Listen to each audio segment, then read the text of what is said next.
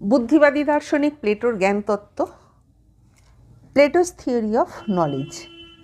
প্রাচীন গ্রিক দার্শনিক প্লেটো তার ধারণা তত্ত্ব তাঁর বুদ্ধিবাদী জ্ঞানতত্ত্বের উপর প্রতিষ্ঠিত।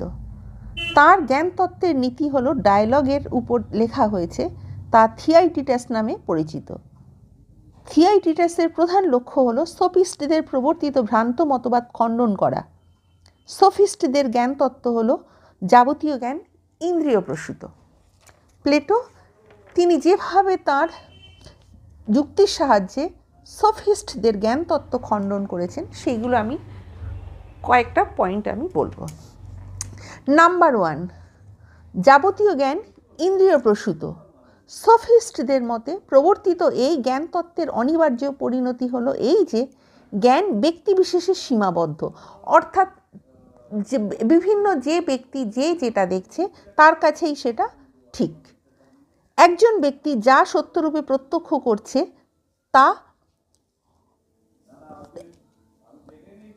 একজনের কাছে একটা সত্য, অর্থাৎ সত্য ব্যক্তি সাপেক্ষ ব্যাপার হয়ে দাঁড়িয়েছে, তার কোনো সার্বিক বস্তুগত মানদণ্ড থাকে না।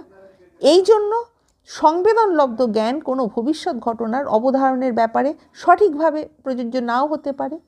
আমার কাছে প্রতীয়মান হতে পারে যে আমি একজন প্রধান ইউটিউবার হব, কিন্তু ভবিষ্যতে দেখা গেল আমি টিচার হয়ে গেলাম। সুতরাং ভবিষ্যৎলব্ধ যে জ্ঞান হবে, ইন্দ্রিয়ের সাহায্যে যেটা পাবো সেইটা কখনো ভবিষ্যৎলব্ধ সঠিক নাও হতে পারে। আজকের যেটা সঠিক সেটা কালকের ভুলও হতে পারে। সুতরাং ইন্দ্রিয়লব্ধ জ্ঞান সবসময় সত্যি হয় না, কখনো কখনো ইন্দ্রিয়লব্ধ জ্ঞান দেখা যায় যে ভ্রান্ত হয়ে থাকে। প্লেটো তিনি তার থিয়াইটিটাস গ্রন্থে এইভাবে ব্যক্ত করেছেন।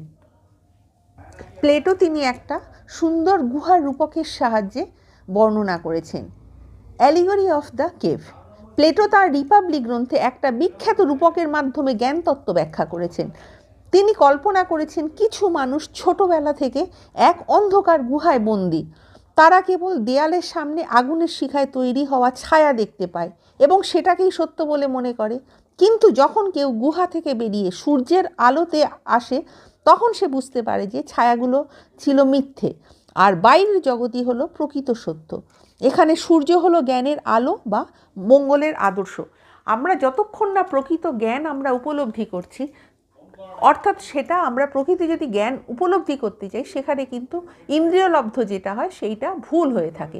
কিন্তু বুদ্ধিলব্ধ সাহায্যে যেটা এবং প্রকৃত জ্ঞান আমরা যতক্ষণ পর্যন্ত সেইটার মুখোমুখি না